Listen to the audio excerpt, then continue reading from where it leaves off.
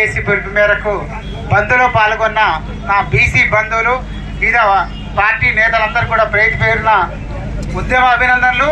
జై బీసీ, జై జై బీసీ. ఈరోజు క్వశ్చన్ జనాల్లో మెదులుతూ ఉంది.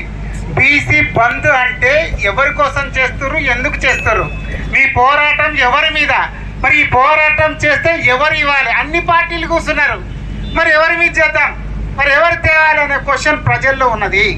దీన్ని నిర్విరామం చేయాల్సిన అవసరం అన్ని పార్టీల్లో ఉంటుంది.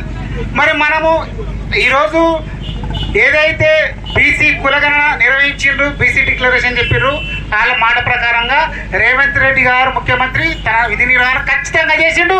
ఈరోజు ఆ లెక్కలు బరాబర్ బయటకు వచ్చినాయి. సో దాని తర్వాత చేయాల్సిన పని కూడా చేశారు. ఎందుకంటే లోక్సభ అసెంబ్లీలో దాన్ని తీర్మానం చేసిన గవర్నమెంట్ వచ్చి పద్ధతి ప్రకారం అయింది. కానీ రాజ్యాంగబద్ధంగా దాన్ని చేయాల్సింది ఎవరు? భారతీయ జనతా పార్టీ వాళ్ళు మాత్రం చేయాలి. మరి ఓబీసీ అని చెప్పుకుంటున్నటువంటి నరేంద్ర మోడీ తప్పుగా అనుకోండి, మన బంధువు అని చెప్పుకుంటున్నాం మనం. మన బంధువు అన్నప్పుడు మనకి ఎన్ని పోటీ పొడుస్తారా ఒక్కసారి ఆలోచన చేయండి.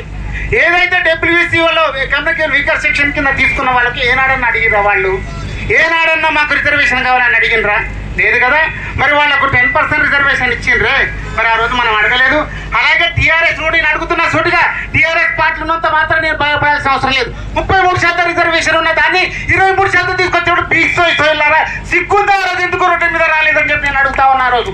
అందుకే ఏ పార్టీలో ఉన్న బీసీ నాయకుడు నిక్కచ్చిగా నిజాయితీగా ఉన్నటువంటి వాడు కావాలి. అంతేగాని ఆ పార్టీకి ఈ పార్టీకి కొమ్ము కాసేటోడు ఇట్లాంటి వాళ్ళు బీసీలో ఉంటే మాత్రం రేపు ఇదే పరిస్థితి అవుతుంది. మీరు మళ్ళీ ఇట్లాంటి ఉద్యమాలు చేస్తే మాత్రం బీసీలకు రిజర్వేషన్ రాదు. రిజర్వేషన్ రావాలంటే ఒకటి లోక్సభలు, ఉభయ సభలు, 2 సభలు మాత్రం ఆమోదం పొందాలి.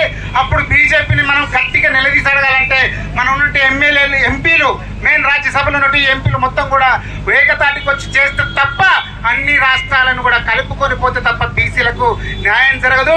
42% రిజర్వేషన్ అమలు అవుతుంది తప్ప అప్పటి వరకు మనకి ఇట్లా రోడ్ల నుంచి తిరిగితే మాత్రం ఖచ్చితంగా కాదని చెప్పి తెలియజేస్తూ ఈ అవకాశం ఇచ్చిన పెద్దలందరికీ ధన్యవాదాలు తెలియజేస్తున్నా.